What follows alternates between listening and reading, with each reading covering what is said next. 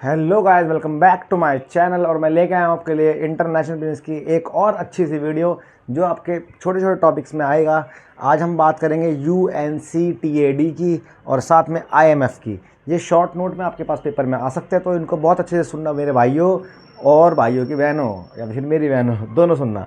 तो भाई, पहले पेपर में क्वेश्चन आता तुम्हारा आज, UNCTAD होता क्या है। भाई, इसका पूरा नाम है क्या? इसका पूरा नाम अगर मैं आपको बताऊं तो आप बोलोगे the full name is United Nation conference of trade development. क्या नाम है इसका?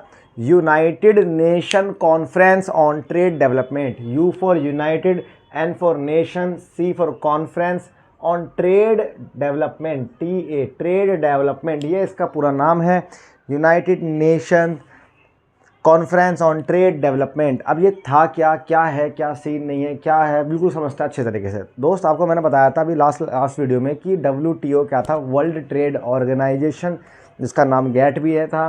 तो भाई, GATT भी बोलते हैं इसको। अगर हम बात करें तुमसे तो क्या था, ये एक ऐसी ऑर्गेनाइजेशन थी जो वर्ल्ड ट्रेड करने में हमारी हेल्प करती थी। मैंने इसके फंक्शन और ऑब्जेक्टिव आपको बताए थे। तो दोस्त, उसके बाद क्या हुआ, जो डेवलप कंट्री होती थी भाई, उनको ये लगा कि यार जब भी वो कुछ एक्सपोर्ट कर रहे थे तो बड़ी दिक्कत कैसे लेनी पड़ती थी। क्यों? क्योंकि बहुत ज़्यादा बैरियर थे और प्लस ज़्यादा इतने, चलो बैरियर भी नहीं थे तो उनका बहुत ज़्यादा मतलब अमाउंट जो है खर्च होता था।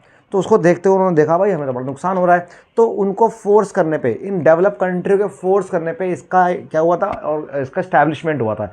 तो ये सीन क्या था हम पहले समझते हैं पूरा, है ना। तो देखो क्या बोल रहे हैं, it is a form to discuss the problem of developing country और देयर इकोनॉमिक डेवलपमेंट। जितने भी विकसित देश हैं उनके डेवलपमेंट करने में उन्हें बहुत ज़्यादा प्रॉब्लम हो रही थी। अब प्रॉब्लम क्यों हो रही थी? ऑल्दो हालांकि most of the develop country joint GATT।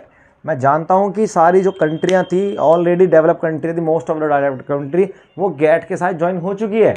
But they complain that, वो कंप्लेन कर रहे थे, in spite of best Endeavour, बहुत अच्छा कॉन्सेप्ट होने के बावजूद भी, टू रिड्यूस और इवन एलिमिनेट ट्रेड बैरियर। देखा जाए तो फिर भी ट्रेड बैरियर क्या होते हैं, एलिमिनेट हो रहे थे। और भाई देखो, एक बात बताओ, सीधी बात, मैं चाहे डेवलप कंट्री हूँ या ना हूँ भाई, मैं अगर मेरे को मेरा प्रॉफिट कमाने में कोई दिक्कत आ रही है तो भाई मैं जो दिक्कत आ रही है उसका भी बुराई करूँगा। तो ऐसे GATT का सिस्टम था, है ना। फिर prices of manufactured goods they had to be import from developed nation were high। भाई, अगर डेवलप्ड कंट्रियों से कुछ भी सामान खरीदते थे तो उसकी कॉस्ट बहुत ज़्यादा हाई पड़ती थी। अब एक बताओ, जब डेवलप कंट्री से खरीदने में हाई पड़ रही है कॉस्ट, तो उन्हें बेचने में दिक्कत नहीं आएगी, बंदे खरीदेंगे ही नहीं। तो इसका मतलब क्या हुआ कि इन सब चीज़ों को देखते हुए बहुत दिक्कत हुई। और इस चीज़ों में IMF भी फेल हो रहा था कुछ करने के लिए। IMF कौन? इंटरनेशनल मॉनेटरी फंड, जिसके बारे में यहाँ पढ़ेंगे। ये भी फेल हो रहा था कुछ ना कुछ करने में। तो तब जाके dissatisfaction led to formation of UNCTAD। इन सेटिस्फैक्शन को जब उन्हें नहीं मिल पा रही थी तो उन्होंने क्या फॉर्मेशन करवा दी? क्या? UNCTAD, United Nation conference of trade, कहाँ गया ये, ट्रेड डेवलपमेंट। अब बात आती है और क्या सीन हुआ। तो फिर क्या हुआ, इट वॉज स्टैब्लिश इन 1964। ये कब इस्टेब्लिश हुआ भाई? 1964 में इस्टेब्लिश हुआ। और क्यों? For the demand of develop country to remove obstacle to trade. भाई, ट्रेड से लड़ने के लिए, जब ट्रेड हमारा नहीं हो रहा था उससे बचने के लिए डेवलप कंट्रियों की गुजारिश पे ये UNCTAD चालू करा गया।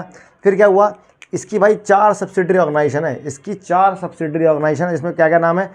कमिटी खुली गई, कमोडिटी वस्तुओं के लिए कमेटी बनाई, मैन्युफैक्चर के लिए कमेटी बनाई, शिपिंग के लिए वो बनाई, क्या कहते हैं, कमेटी, और एक बनाई फाइनेंस के लिए कमेटी। इन्होंने 4 ऐसी कमेटी बना दी जो इन्हें पूरा काम संभालने लगी। तो UNCTAD का मतलब क्या होता है? यूनाइटेड नेशन, हम बात करें United Nation conference of trade development, जिसका काम क्या था कि डेवलप कंट्रियों को जो दिक्कत आई थी उनसे लड़ना, ताकि भाई सीधी बात है वो काम कर सके बहुत प्रॉपरली। क्योंकि उन्हें भाई उनसे कंट्री बहुत कम खरीद पा रही थी, क्योंकि डेवलप कंट्री बहुत ज़्यादा क्या रही थी, कॉस्ट की दिक्कत बढ़ रही थी। तो दोस्त, इसको बहुत अच्छे से याद कर लेना।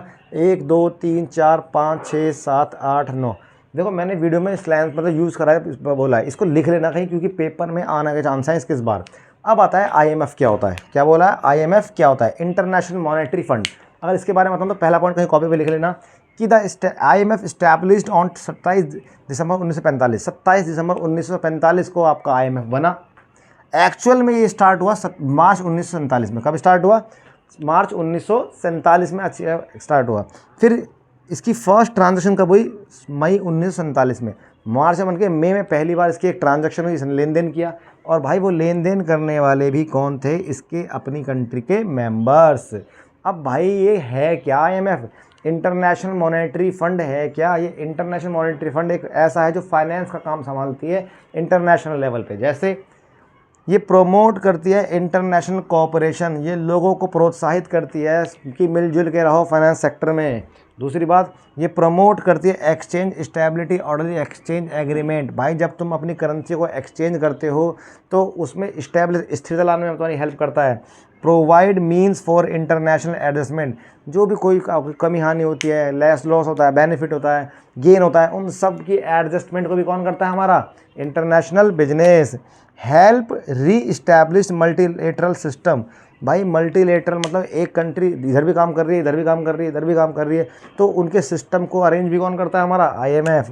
Facilitate expansion and balance growth in international trade.